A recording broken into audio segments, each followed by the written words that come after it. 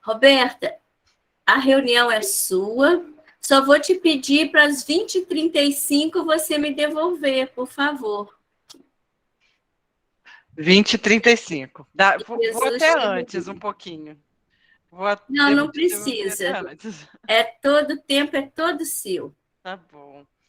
Bom, gente, muito boa noite. Falei com as pessoas que já estavam aqui bem no iniciozinho, mas repito, é uma honra estar aqui nesse grupo, uma alegria enorme para o meu coração. Eu sou de Juiz de Fora, né? Moro no Rio, aí estou caminhando para 13 anos de Rio de Janeiro, mas sou de Juiz de Fora. Sou de família espírita, né? A Adelante está aí, que não me deixa mentir. Minha parte materna é toda espírita.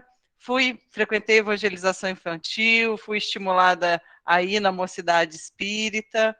E aí a gente fica besta, né? Porque a gente acha que a gente não tem tempo de ir no centro, como se aquela pequena fatia da semana, né? Uma vez por semana a gente vai no centro, como se aquilo que representasse ser espírita. Aí vim para o Rio, aí a gente passa uns apertos, passa umas dificuldades, e aí não vai pelo amor, vai pela dor. E aí eu achei um centro, na verdade eles me acharam, lá na Barra de Guaratiba, aqui no Rio, que é o grupo de estudo, Grupo da Fraternidade Espírita Irmão José, que é uma casa que o patrono dela é o José Grosso, uma entidade que eu tenho muita gratidão.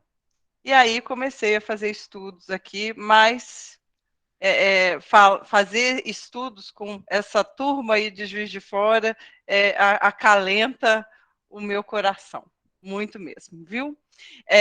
Então, além do mais, né, por ser essa união de corações, né, é uma festa espiritual. Fiquem à vontade para me interromper, fazer comentários, viu? Isso aqui é um bate-papo. Num momento como esse, nós estamos aqui juntos, nós compartilhamos do que tem de mais nobre dentro da gente, né? Dessa nossa busca íntima que a gente faz em absorver os ensinamentos do Cristo, desse objetivo que cada um de nós acalenta no nosso coração de crescimento, de progresso espiritual. Nós aqui todos, apesar de ainda muitos de nós não nos conhecermos pessoalmente, nós temos um desejo comum, uma vontade compartilhada, e não é qualquer desejo, não é qualquer vontade, não é uma ambição menor, uma ambição ordinária, né, comum. Ela é, sim, um anseio elevado, muito sublime da gente, né, que é esse desejo de transformar-se, melhorar-se, expandir-se em amor. Isso é muito bonito, né? É importante a gente racionalizar isso, né? Ter isso em mente, porque às vezes a gente esquece. No mundo que a gente vive hoje, parece que cada um de nós está com a sua bússola apontada para um lado. E geralmente essa bússola está apontada para si mesmo, né? A gente ainda é muito egoísta, a gente tem a sensação de que cada um está com a sua bússola apontando para si mesmo. Mas nesses momentos que a gente senta junto, assim, as nossas bússolas íntimas estão todas apontadas para um só lugar, para Jesus e para o que ele ensinou para a gente, né? E aí somos muitos e com isso em comum. Mesmo a gente muito enrolado ainda nos labirintos que a gente mesmo foi construindo em volta da gente, isso aqui que a gente está fazendo agora é a gente começando a achar o caminho de saída. É a gente começando a entender essa tal fraternidade que Jesus nos ensinou. E ele se faz presente, como eu sempre digo, porque ele mesmo disse, né, onde duas ou mais pessoas se reunirem em seu nome lá, ele vai estar. E um amigo me ensinou uma frase muito interessante, que Jesus está sempre bem pertinho da gente, apenas a uma oração de distância.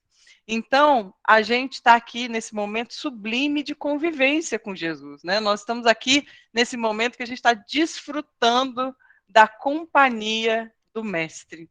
Então, e que a gente possa levar isso, né, sempre para o nosso dia a dia, que a gente possa cada dia mais privar da companhia, da intimidade de Jesus. Que a gente busque esse contato estreito com esse irmão mais velho, que tanto nos ama, a ponto de entrar na carne para nos ensinar, para nos mostrar que era possível vivenciar aqui as leis divinas de amor. Então, que a gente possa fazer as nossas escolhas cada vez mais em linha com esse roteiro deixado por Jesus. E aí, refletir em nós, né, nessa nossa essência, exalar nas nossas atitudes, essa nossa decisão de ser cristão.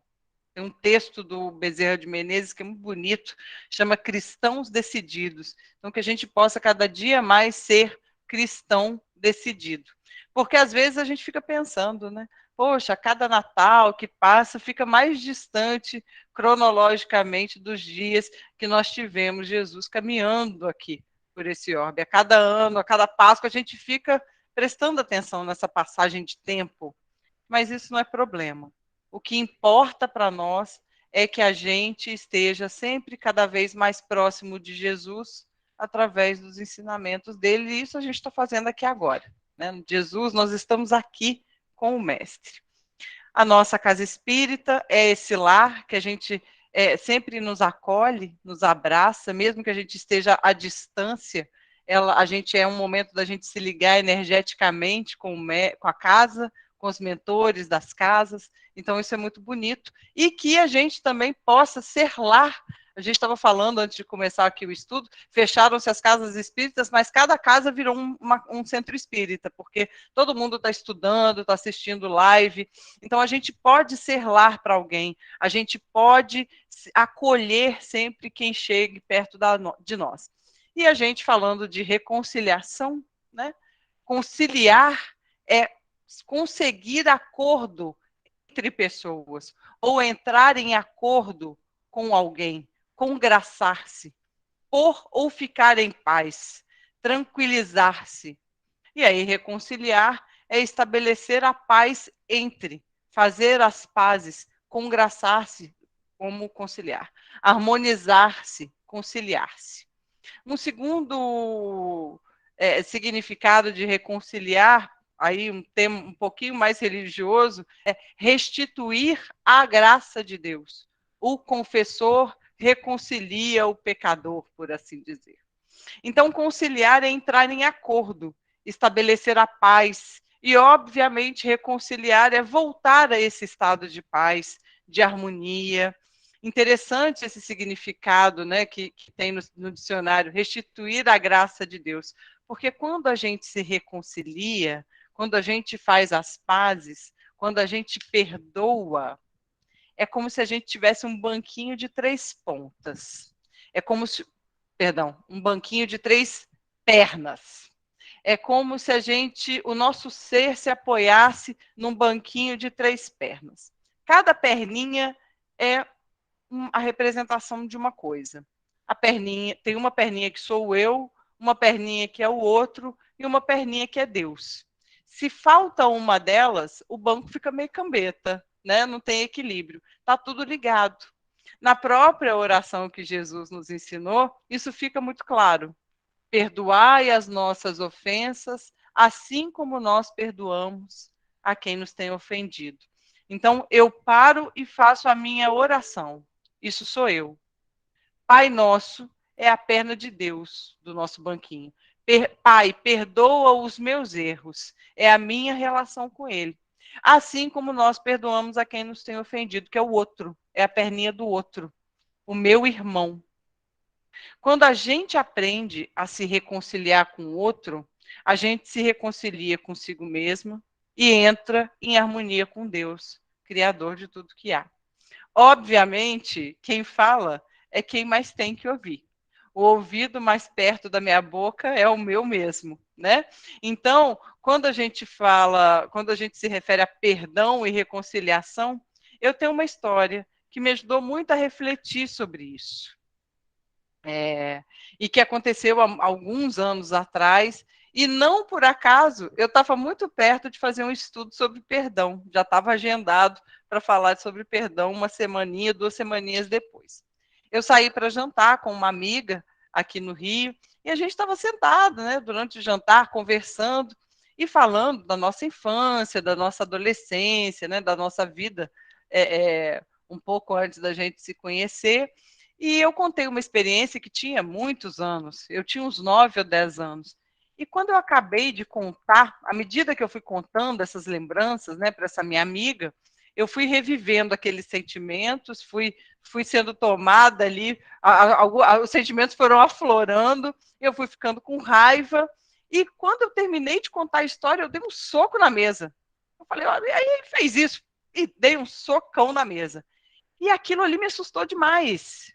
Eu me vi ali com os mesmos sentimentos que eu tinha tido lá atrás, talvez até piores, porque com 30, 40 anos, a gente revive as coisas de uma maneira muito mais amarga do que com a visão de uma criança de 10 anos, né? Mas ali estava eu, falando de um fato que tinha acontecido há mais de 20, 30 anos, que me deixou exaltada, com raiva, magoada, como se tivesse acontecido ontem, né? E aí, como eu disse para vocês, eu ainda ia fazer um estudo sobre perdão 1, 2 semanas depois. E aí, a gente para e pensa, né, meus amigos? Chega, basta, né? Porque eu até tinha recebido uma frase que ajuda a gente assim nessa reflexão, vem muito a calhar para a gente. O remédio para todas as feridas da alma não é o tempo, mas sim o perdão. Que a gente costuma dizer, né, que o perdão cura tudo, o tempo cura tudo. E na verdade faz todo sentido do mundo a questão de ser o perdão que é o melhor remédio para as nossas feridas e não o tempo. Porque a ferida, ela vai durar o tempo que nós não conseguirmos nos livrar dela. O tempo cura tudo? Não, o perdão cura tudo. Porque pode passar o tempo que quiser. No meu caso, tinha mais de 20 anos que o caso tinha acontecido. Se eu não escolher perdoar, deixar de lado e ocupar aquele espaço onde hoje reside, né, fez morada uma dor, se eu não optar por substituir essa dor por amor, vai doer por muito mais tempo ainda, né? Vai doer pelo tempo em que a gente não toma essa decisão. E quantas vezes o meu ofensor me ofendeu? Uma vez. Né? Ele tinha feito aquilo comigo uma vez. Quem estava me ofendendo até hoje, cada vez que eu me lembrava daquilo, daquela passagem, não era mais ele. Ele fez e acabou. Sou eu. Eu que me mantenho presa, revivendo, me ofendendo a cada lembrança. Não era mais ele. Era eu me exaltando, sentindo raiva, adoecendo o meu corpo físico. E isso, não perdoar, guardar rancor, é a gente carregar um saco de lixo tóxico com a gente, né? Que prejudica a nossa estrutura emocional, a nossa estrutura física, e que vai gerar uma doença num curto período de tempo, né? Num determinado espaço de tempo, na verdade, vai acabar causando uma doença para a gente. E existem pesquisas que concluíram que a raiva se revelou um risco significativo para a doença cardíaca. Eu estava dando uma olhada, tem um médico nos Estados Unidos chamado Dr. Fred Luskin, e ele é todo graduado, né, como não podia deixar de ser, tem pós-doutorado em psicologia, é professor adjunto do Instituto de Psicologia Transpessoal de Palo Alto, na Califórnia, ele é membro do Centro de Conflito e Negociação de Stanford, e ele dirige lá um projeto chamado Stanford para o Perdão, que é um centro dedicado ao estudo do perdão. Ele tem até um site em inglês, chama learningtoforgive.com, traduzindo grosseiramente algo como aprendendoaperdoar.com. Né? E esse médico, ele afirma num estudo muito interessante, que foi feito com adultos, que possuíam uma pressão arterial normal, ou seja, não eram pessoas que tinham pressão arterial alterada, né? Elas gozavam ali de uma boa saúde ali, no que se refere à questão da pressão arterial, e ele constatou que, expondo essas pessoas a um episódio de 5 minutos de raiva, eles tinham a capacidade de reação imunológica do corpo deles enfraquecida. Existe um soro chamado imunoglobulina, foi medido na imunoglobulina salivar, foi feito um estudo pela saliva, em que eles mediram que a resposta, né, a capacidade imunológica daquelas pessoas ficou diminuída por um período de 4 a 6 horas, por elas terem sido expostas a um episódio de raiva de 5 minutos. Então, pensa bem, a gente sai de casa de manhã para trabalhar e fica com raiva no ônibus, toma uma fechada no trânsito, fica ali alimentando 5 minutos de raiva.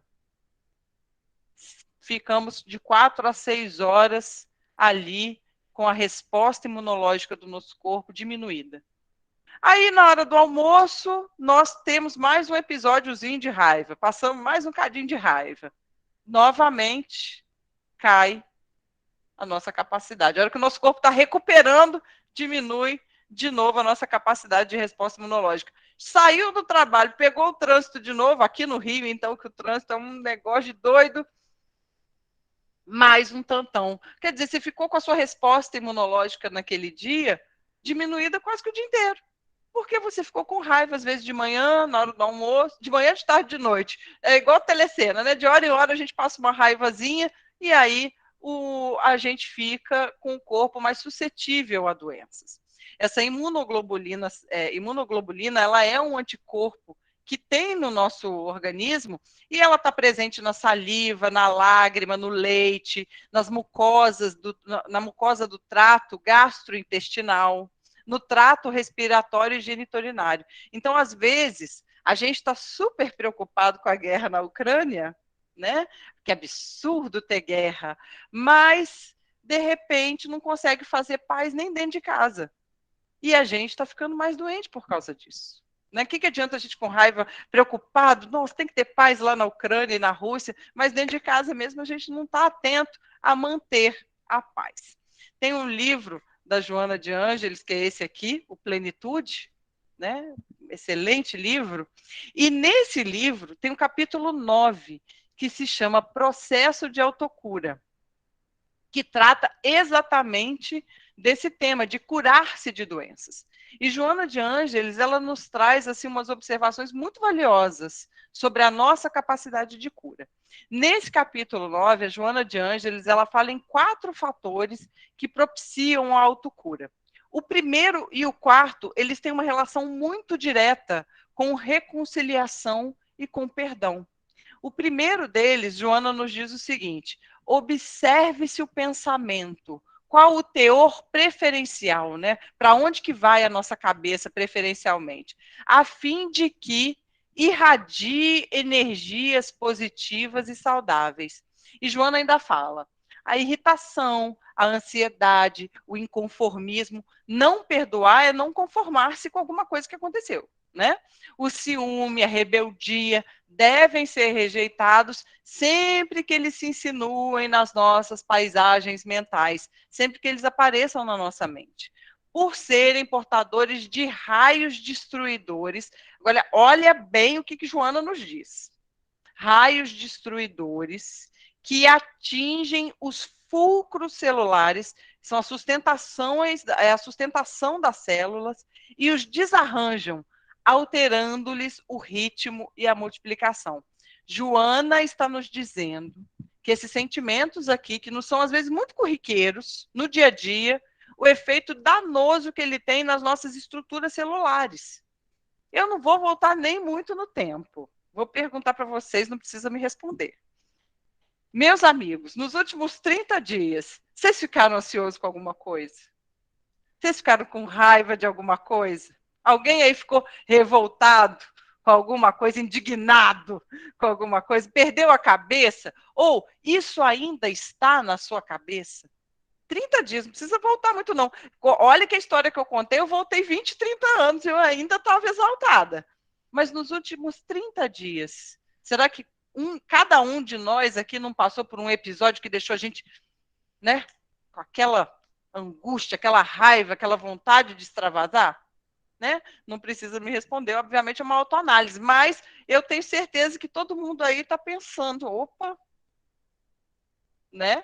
A Esther aqui, ó, o quadro da Esther, a Esther está dando um sorriso aqui, porque certamente ela está lembrando aí de algum episódio que ela está puxando pela memória aí. E aí, o quarto fator que a Joana de Ângeles nos traz, canalização dos pensamentos e das emoções para o amor, a compaixão, a justiça, a equanimidade, que é a tranquilidade do espírito, e a paz. Então, a preservação do pensamento otimista predispõe, que é exatamente o contrário, né, do que a gente falou no primeiro, predispõe a um estado emocional receptivo à saúde. Nos quadros das doenças que abalam os homens, encontramos instaladas no perispírito várias matizes de ódio, de ressentimento, de azedume em relação às outras pessoas. Meus amigos, olha isso. Esses sentimentos produzem marcas, segundo Joana de Ângeles, aqui no Plenitude, no nosso corpo fluídico. E a gente sabe, né, pelo estudo todo que a gente faz. Então, a gente tem uma passagem muito interessante do Chico Xavier, que eu trago aqui para a gente, que é sobre a mágoa. E o Chico, o seguinte, ele se aproximou do Chico um cachorrinho que tinha sido atropelado. E esse cachorro estava muito assim machucado, mas mesmo assim, quando ele chegou perto do Chico, ele começou a fazer festinha, e o Chico acabou recolhendo aquele animalzinho ali, aquele cachorrinho deficiente. E esse cachorro dava um trabalho muito grande para o Chico. Quando ele chegava em casa de madrugada, depois do trabalho no centro espírita, ele tinha que limpar tudo, ele comprava com aquele salário pequeno do Chico, aquele curto ordenado que ele tinha, remédio para o cachorro, coberta, porque ele sentia muito frio à noite, e assim foi durante um tempo. E aí um dia o Chico chegou em casa e o cachorrinho estava morrendo. E o Chico ainda falava, meu Deus do céu, parece que ele estava esperando eu chegar. E aí, com muita tristeza, o Chico contava essa história, que quando ele chegou, o cachorrinho ficou olhando para ele, ainda deu assim uma última banada de rabinho, uma última banada de cauda e morreu. E aí o Chico enterrou o cachorrinho no quintal, mas não sem antes chorar muito, porque o Chico gostava muito do cachorro. E aí passou um tempo, uma das irmãs do Chico chegou para ele e disse, ô Chico, você lembra aquele seu cachorro aleijado? E aí o Chico, claro que eu lembro. Nossa, eu adorava aquele cachorro, como é que eu vou esquecer dele? E aí a irmã dele falou, ô Chico, eu tenho uma coisa para te contar. Ele não morreu naturalmente, não. E aí o Chico já fez aquela cara de espanto. E aí contou, pois é, meu irmão, a nossa vizinha aqui morria de pena de você, morria de dó. Ela te via chegar tarde, cansada em casa, depois de trabalhar tanto e ainda ter que cuidar daquele cachorro todo esquisito, todo doente. Então ela resolveu dar uma apressada na morte do cachorro e deu para ele um pedaço de carne com veneno. E eu não estou fazendo fofoca, calúnia não, porque foi ela mesma que me contou, que ela veio contar como se ela tivesse feito uma coisa muito boa para você. Aí ela queria te aliviar, e aí ela deu veneno para o cachorro. E aí o Chico ficou triste, falou, oh, meu Deus, mas não me conta uma coisa dessas. A gente só de contar a história, né, já fica com raiva da moça, né? Então a Esther está ali falando, a gente está falando de reconciliação, Esther, pelo amor de Deus, não pode ficar com raiva da moça, não. Então, a gente conta essa história, a gente já sabe que já dá aquele sentimento aqui em relação à moça. Então, e o Chico, pelo amor de Deus, não me conta isso. E ela é verdade, Chico. Mas o Chico não ficou com raiva, porque no coração do Chico não tinha nem espaço para isso. Mas uma tristeza tomou conta do coração do Chico. E uma sombra começou a envolver o coração do Chico Xavier. E passado alguns dias, o Emmanuel chega, a gente chega a sentir a mãozinha dele puxando a nossa orelha, né, de vez em quando. E o Emmanuel chegou para o Chico e falou, ô Chico, essa tristeza, essa amargura aí que você está guardando no seu coração, está atrapalhando o trabalho dos bons espíritos. Você tem que fazer alguma coisa para se livrar dela. E aí o Chico falou, Emmanuel, mas eu não estou conseguindo, eu não consigo esquecer do meu cachorrinho, eu estou muito amargurado, mas eu quero, eu sei que eu preciso fazer alguma coisa, o que eu faço? E aí o Emmanuel disse para ele, Chico, você tem que dar uma grande alegria para essa irmã.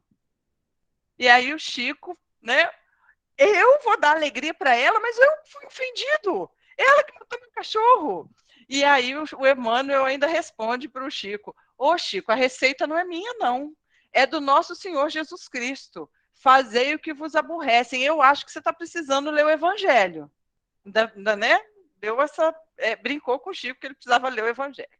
E aí o Chico, muito obediente, muito resignado, foi o Chico, então, procurar descobrir o que aquela irmã queria, o que ela estava precisando mais. E aí ele descobriu que ela estava doida com uma máquina de costura.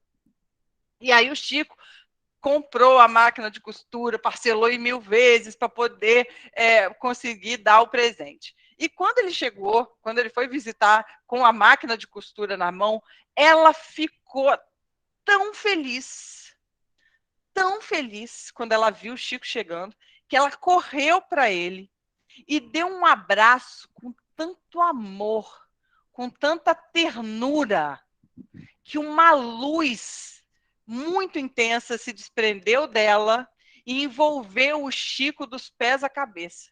Quando ela solta o Chico, depois daquele abraço afetuoso, a sombra tinha sumido do coração do Chico. E aí ele viu, sentiu a presença do Emmanuel, chorou agradecido pela receita que tinha curado ele, né, daquela mágoa. E que serve para a gente também. Porque às vezes a gente carrega a mágoa durante muito tempo. Eu contei para vocês aqui meu exemplo. Né? E esse caso está no livro Chico de Francisco, do Adelino da Silveira. E aí a gente vai chegar um dia, no momento espiritual, que independentemente da conduta que tenham com a gente vai ser capaz de amar o outro. Assim como a gente ama a Deus e amamos a nós mesmos. Eu estou tentando, meus amigos. Né? Eu consegui, com esse caso que eu contei aqui para vocês do meu passado, eu consegui me reconciliar. Né? E nós todos temos e vamos fazer isso e precisamos o quanto antes. Né? E interessante falar que quando eu contei esse caso para vocês, que eu dei soco na mesa, essa baixaria toda, a pessoa que tinha feito aquilo comigo já tinha até desencarnado. Quer dizer, olha que irracionalidade. Né? Eu estava ali asilando no meu coração um sentimento ruim em relação a uma pessoa que não estava nem aqui mais. Eu não podia nem lá brigar com ela, porque ela já tinha desencarnado. E a gente acha, né, no Evangelho, reconciliai-vos o mais depressa, pois com o vosso adversário, enquanto estáis no caminho com ele. Isso está em Mateus, no capítulo 5, versículo 25 a 26. Nós, espíritas, que temos a consciência da continuidade da vida, né, continuidade infinita da vida, a gente sabe que a morte do corpo físico não finaliza o amor que a gente sente pelos nossos queridos que nos antecederam no retorno à pátria espiritual. Né? E que a gente vai se reencontrar. Mas também não acaba com ódio, com ressentimento que o nosso irmão, com quem a gente ainda não se acertou, tenha com a gente ou a gente com esse irmão. Né? E esse ressentimento traz consequências do lado de cá e do lado de lá. No Evangelho segundo o Espiritismo, no capítulo 10, bem-aventurados os que são misericordiosos, a gente acha a seguinte frase: nesse fato reside a causa da maioria dos casos de obsessão. Né? Tem exatamente aqui, depois do capítulo de autocura, no Plenitude, o capítulo seguinte é exatamente terapia desobsessiva, que são os irmãos que se prendem como algemas de ódio, ora sendo vítimas, ora sendo algozes, segundo Joana de Ângeles, até que consigam finalmente que se acenda a luz do perdão e que eles percebam que são verdadeiros irmãos. Esse caso que eu contei para vocês não era um adversário, não foi um relacionamento 100% ruim. Podia ter sido melhor? Podia, se não tivesse esse ressentimento. Claro que poderia ter sido melhor, sempre pode, né, ser melhor. Mas às vezes a gente fica preso num determinado pensamento, esse sentimento cristalizado na gente, às vezes por mais de uma encarnação, nesse ciclo doentio. Tem uma palestra do Haroldo Dutra Dias que ele conta um caso que é do Humberto de Campos, mas ele não dá referência do livro. Eu já procurei um monte de livro do Humberto de Campos, não achei o caso, mas ele é muito interessante. E ele conta o seguinte, duas fazendas na divisa entre São Paulo e Minas, separados somente por um rio, né? E aí nasce uma criança na fazenda de São Paulo, nasce uma criança na fazenda de Minas. Aí eles crescem fortes, felizes e saudáveis. Aos 18 anos, o mineiro chega na beirada da cerca e fala, uai, essa cerca está errada, ela devia ser lá do outro lado do rio. E aí fica aquele embate entre o mineiro e o paulista, a coisa esquenta, o mineiro atira no paulista, o paulista atira no mineiro, morre e os dois desencarnam os dois. Passa um tempo no plano espiritual, a espiritualidade amiga vai e orienta. Não, agora nós vamos trocar de lugar. O mineiro nasce na família do paulista, o paulista nasce na família do mineiro. Vamos ver se assim vocês aprendem a se amar mutuamente. Nasce todo mundo, fica todo mundo, nasce bem, com saúde, perfeito. Com 18 anos, o paulista chega na beirada do rio e fala, essa cerca está errada. Ela devia ser lá do outro lado do rio. Mais uma vez, a coisa esquenta, desencarna os dois com um tiro. Anos mais tarde, novamente, senta na espiritualidade superior, todo mundo, vamos reencarnar. Agora o mineiro volta para a casa dele, o paulista volta para a casa dele, o mentor do mineiro fala, pelo amor de Deus, eu não te quero ver perto da cerca. Você repita comigo, eu tenho trauma de cerca, por favor, não quero ver, dessa vez vai, hein? Aí o mineiro nasce na família dele de novo, passa 18 anos, o mineiro chega na beirada do rio e fala, essa cerca está errada, ela devia ser lá do outro lado. Aí a família já entra em desespero, pelo amor de Deus, essa cerca já deu muita tragédia, o seu avô morreu por causa dessa cerca, sem saber que a cerca, o avô, era ele mesmo que já tinha desencarnado e estava voltando para tentar resolver o problema da cerca. E aí a gente fica pensando, né? Essa família passa por muita provação, gente? Passa por muita expiação? Não. Precisava mudar o comportamento daquele ser. Né? No livro Jesus e o Evangelho à Luz da Psicologia Profunda, no capítulo de Joana de Ângeles também, no capítulo que trata sobre o tema de hoje, a Maria levantou a mão, Maria Reis levantou a mão. Pode falar, Maria. Estava ligando o microfone. Boa noite. Boa noite. Olha só, eu li alguma coisa sobre isso, mas terminava bem, porque eles entraram num acordo de construir uma ponte. Olha só que maravilha. De uma fazenda a outra. Eu não tenho esse pedaço, menina. Eu não sei se é esse mesmo, mas está muito parecido. Se você achar, Maria, o texto, se você localizar aí em algum lugar guardado seu e terminar bem de construir a ponte, vai ser o fim da história que eu preciso. Você bota no grupo para gente. Eu não sei se foi esse texto mesmo, ou se foi um parecido, mas que terminava eles entrando num acordo, resolvendo fazer uma ponte de uma para outra. Oh, graças a Deus, que bom. Então, e aí o rio pertencia aos dois. A ponte da reconciliação. Se você achar o texto, então, por favor, divide com a gente, viu? Obrigada, Maria. Nada, obrigada. Adorei, bom saber. E aí, no livro, né, Evangelho à Luz da Psicologia Profunda, a Joana nos alerta para esse ponto, que cabe aqui muito perfeitamente no que a gente está falando. Esses combates insanos que arrastam-se por dezenas de anos a fio, sem que lhes ocorra que enquanto eles afligem, né, enquanto o menino estava lá agoniando o paulista por causa da cerca, ele também estava se infelicitando, ele também tinha perdido a paz, prolongando uma situação dolorosa, sem qualquer benefício pessoal, ele não estava ganhando nada com aquilo.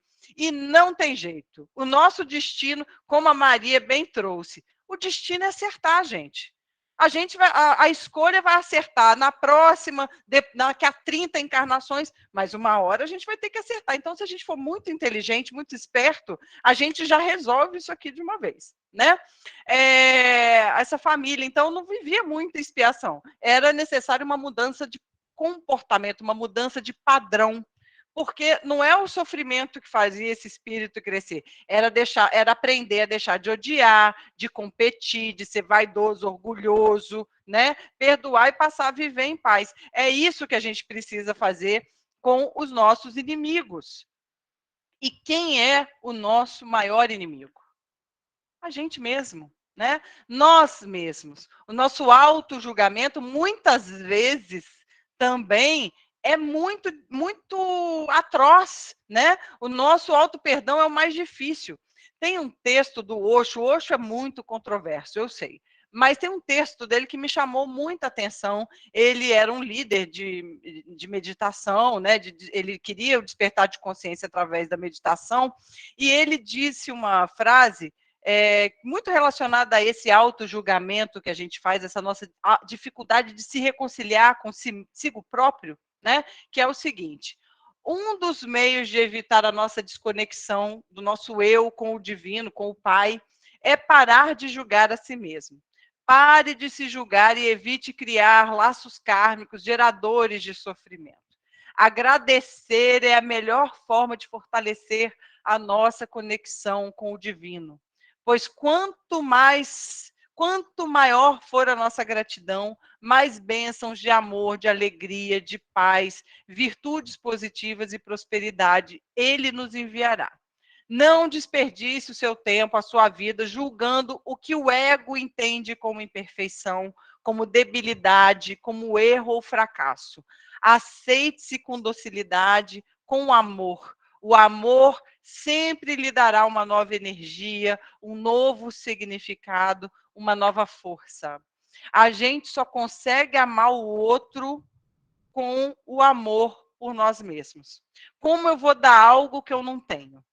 Como eu vou dar algo para alguém que eu não tenho? Né? Jesus ensinou a amar a Deus sobre todas as coisas e ao próximo como a si mesmo. Jesus disse: ame-se e ame o próximo como você se ama. Se a gente não se ama, a nossa capacidade de amar o outro também fica muito limitada, né? Esse assim mesmo ficou batido para mim muito tempo. Amar a Deus sobre todas as coisas e ao próximo. Como a gente ama a si mesmo, né? Obviamente, Jesus não estava se referindo aqui a um amor egoísta, narciso, mas esse amor que nos faz ser tolerantes, pacientes, empenhados, né? Veja uma mãe, né? Ela é empenhada em amar o filho como ninguém, né? Ela quer que o filho se alimente, cresça saudável, cresça moralmente. Esse cuidado a gente tem que ter com a gente também, com os outros e com a gente, né? Mas às vezes a gente não se trata com carinho. A gente tem uma dificuldade grande de se reconciliar com a gente mesmo. E aí, como é que a gente vai fazer isso com o outro? Tem uma palestra do Raul Teixeira, ela é lindíssima. Ela está no YouTube, ela é muito antiga. O título dela é A Razão e o Querer, a Influência da Mente Humana, e lá pelo minuto 37 da palestra, ele conta uma ocasião, o Raul Teixeira, que ele foi para Porto Alegre. E ele estava fazendo a palestra, quando terminou, ele foi procurado por um homem mais velho e um homem mais jovem. E eles estavam acompanhados de uma senhora. Chegou o jovem e falou com ele: olha, nós estamos muito angustiados. A gente não sabe mais o que faz com a minha mãe. Ela diz que está com câncer. E a gente vira ela do avesso e não acha nada.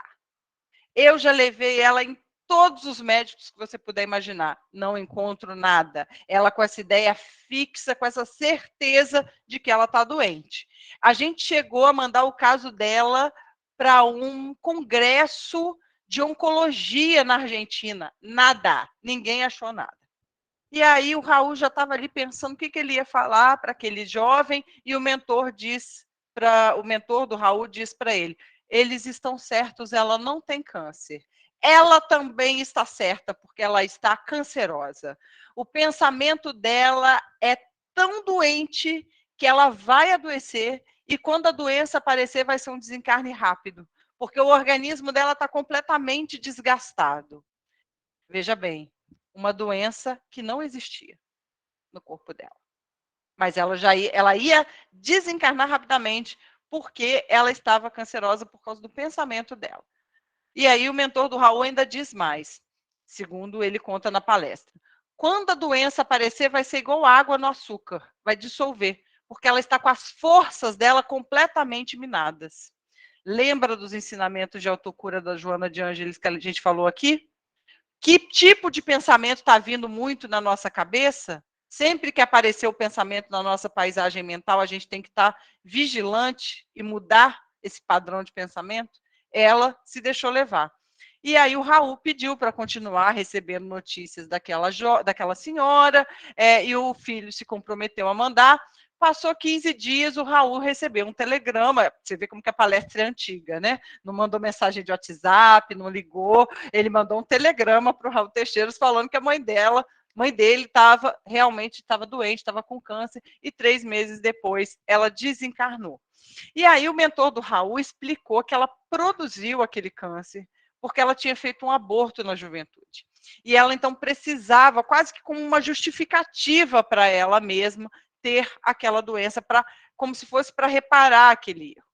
O julgamento dela foi tão forte, foi tão atroz, né, que ela não conseguiu se perdoar, não conseguiu se reconciliar com ela mesma, e ela acabou tendo esse episódio, né, na vida dela. Será que um gesto de amor com uma criança, trabalhar com evangelização, adotar, enfim, todos nós temos atos do nosso passado, tantos atos de amor que a gente também pode tomar agora. Será que a gente não pode fazer disso uma reparação? Eu não sei, gente. Cada um tem uma história, cada um tem uma realidade. No espiritismo não tem sempre, nem nunca, tem talvez, né? Cabe a nós a gente buscar trilhar o nosso caminho da melhor forma, buscar esses atenuantes. E Deus nos ama tanto, a misericórdia divina é tão maravilhosa, o amor perdoa uma multidão de pecados. Então, a nossa decisão de fazer o bem, ela é muito importante, né? E olha como que essa irmã foi tão impiedosa com ela mesma, né? Não conseguiu, como eu já disse, se reconciliar, não conseguiu amar a si mesma, olhar para si com um pouco de compaixão. E aí, meus irmãos, eu pergunto a vocês, que horas são?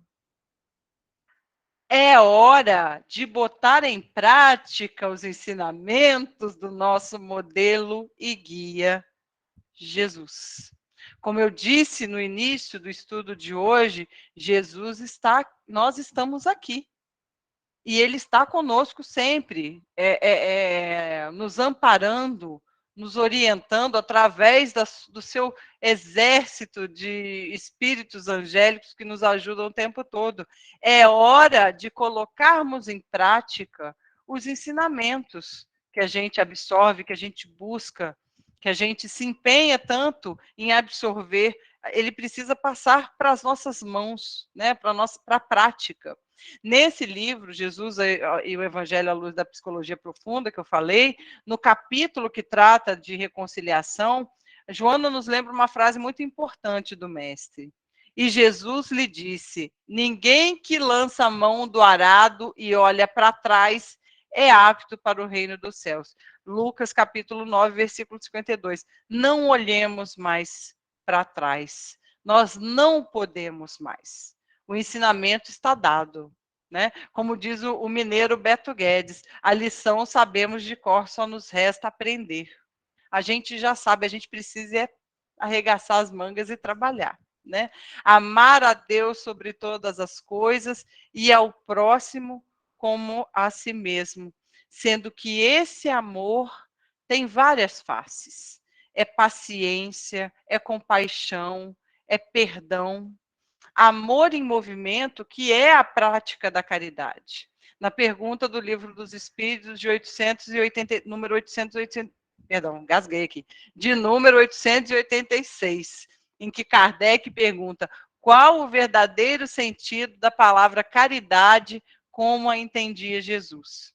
E aí a espiritualidade superior responde: benevolência para com todos, indulgência para as imperfeições dos outros e perdão das ofensas. É o BIP, né?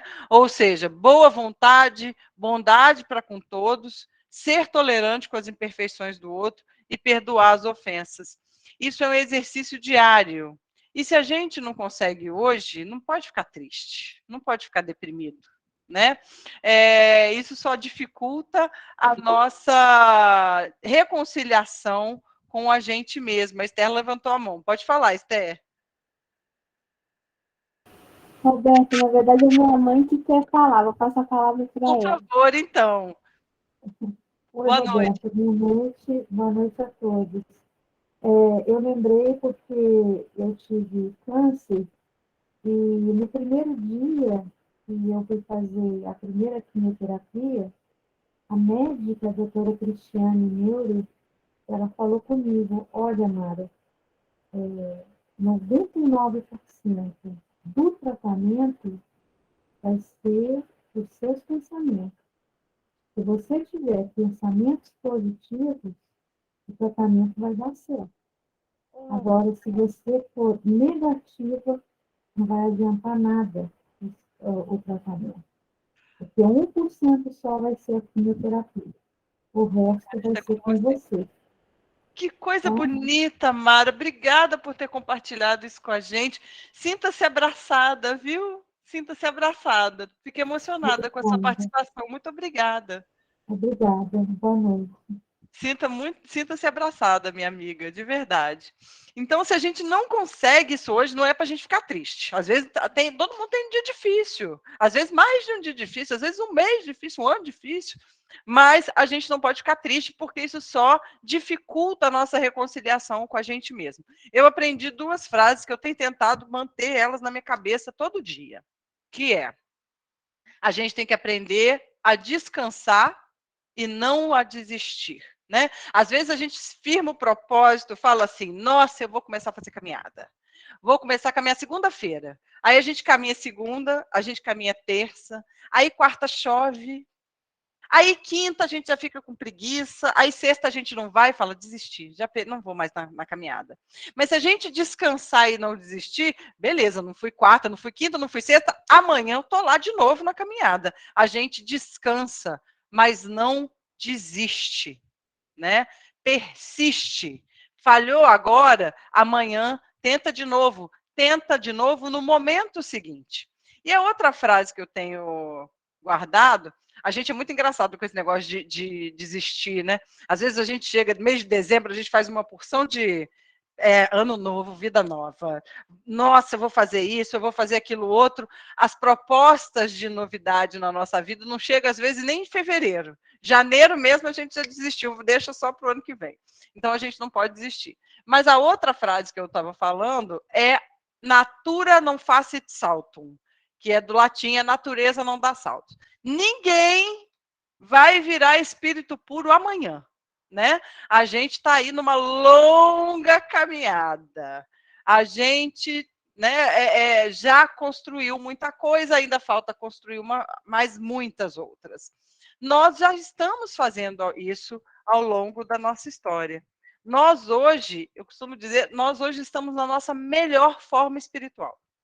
A melhor. Hoje o que somos é o melhor. Ainda que a gente esteja meio estacionadinho, meio paradinho, a gente hoje está na nossa forma mais aprimorada, né? O espírito não retrograda jamais. Nós já somos aqui, ó, resultado de várias encarnações. Nós já praticamos coisas em outras encarnações que hoje a gente se envergonharia. Eu fiz um estudo sobre Maria de Nazaré essa semana, para o Seara Fraterna, aqui no Catete, no Rio, e eu estava lendo aqui sobre... No Lázaro Redivivo, do Humberto de Campos, tem um capítulo sobre Maria, e também no Boa Nova, que é o capítulo Maria.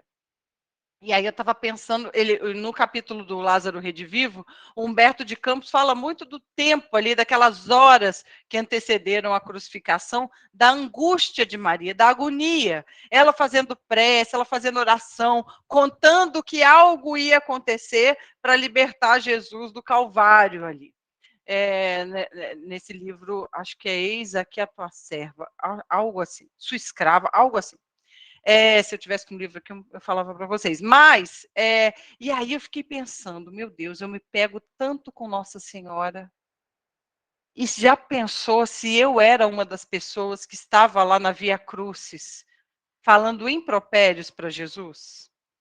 Ou ainda, será que eu não manipulei a mensagem de Jesus na Idade Média em favor de benefício próprio, né?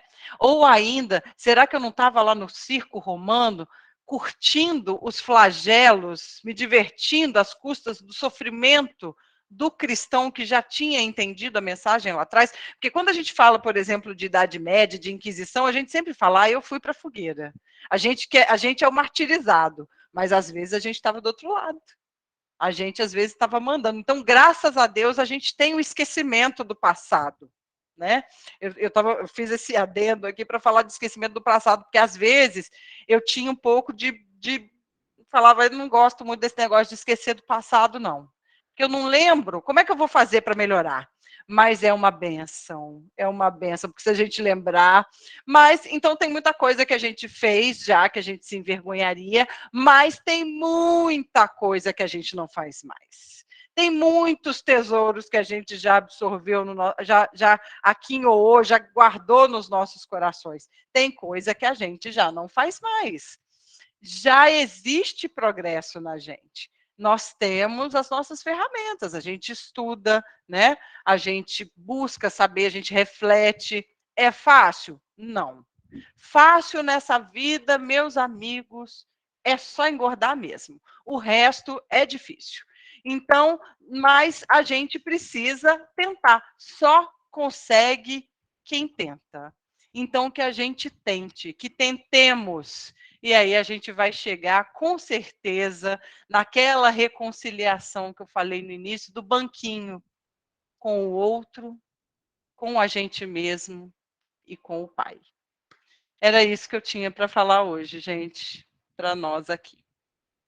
Agradeço demais a oportunidade de estar aqui com vocês, viu? De verdade. Então, a gente ainda tem uns minutinhos, se alguém quiser claro. aproveitar e perguntar alguma coisa, tirar alguma dúvida, falar alguma coisa a respeito desse tema, a palavra está com vocês.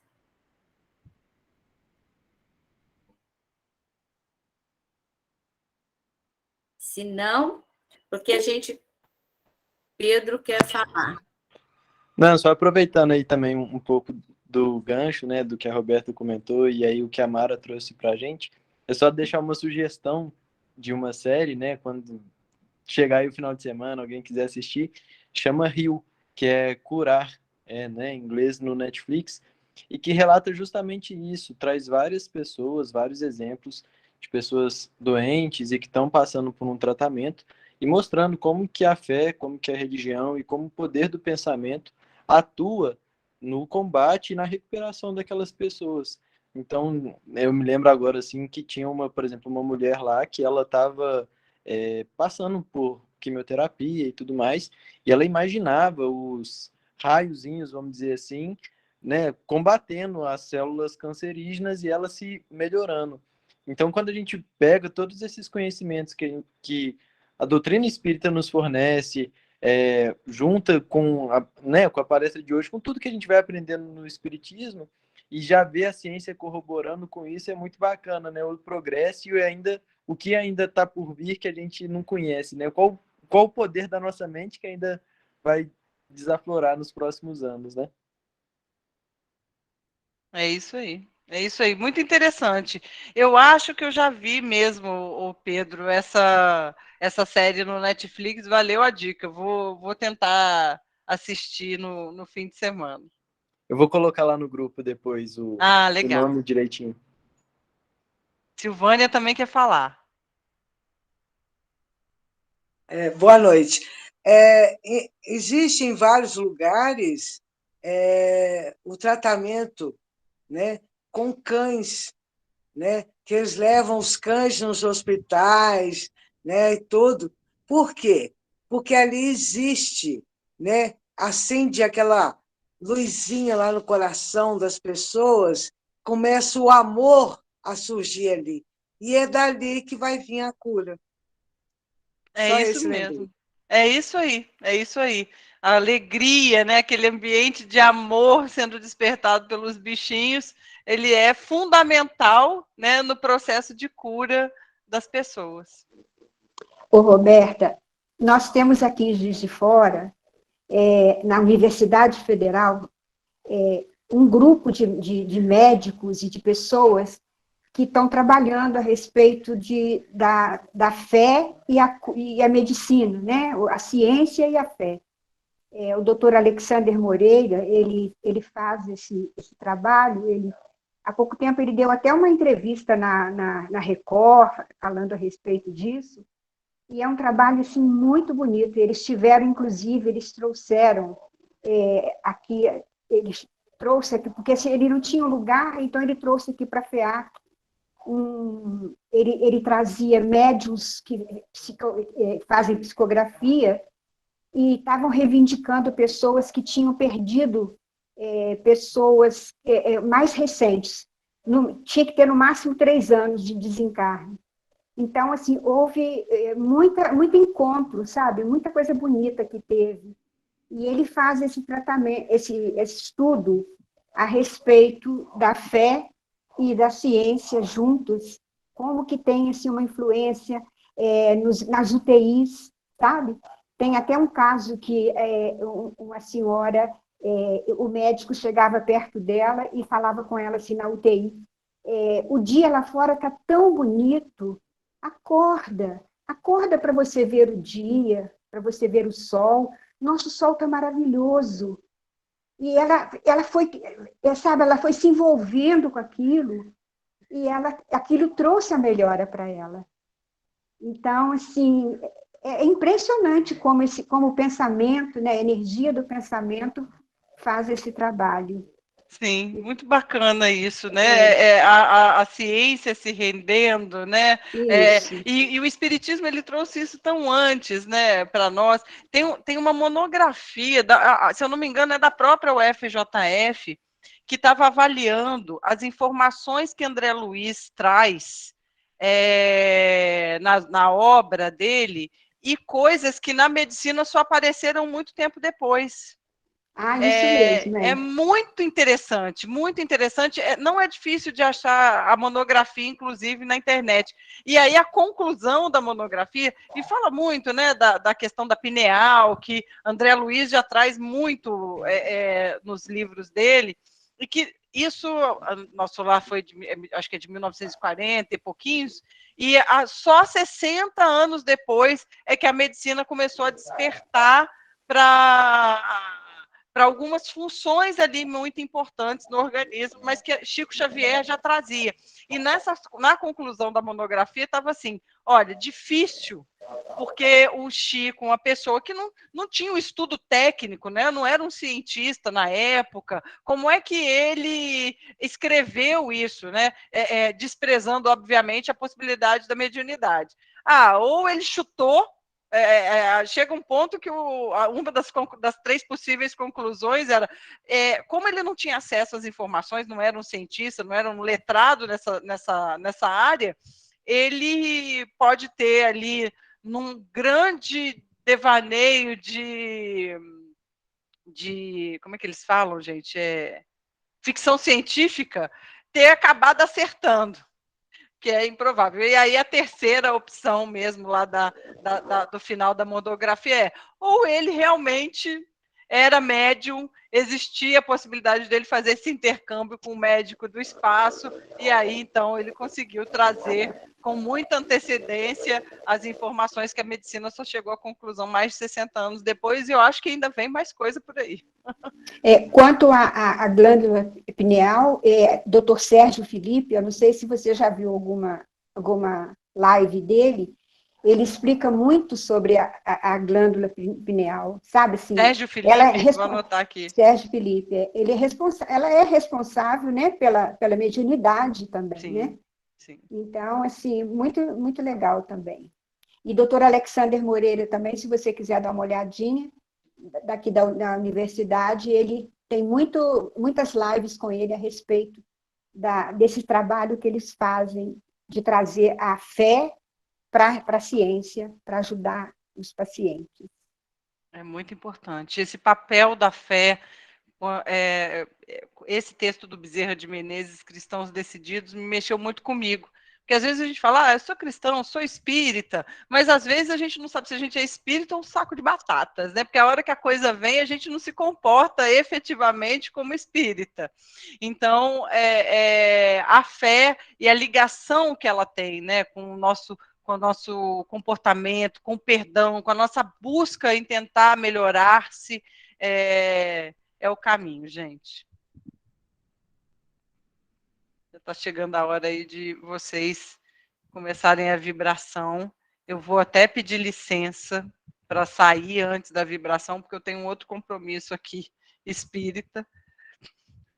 Mas eu quero agradecer mais uma vez a oportunidade. Quando quiserem, só chamar que eu estou aqui. Vou começar esse estudo, obviamente, na quinta-feira, mas dando uma brechinha, eu estarei aqui, com certeza, com vocês. Olha, no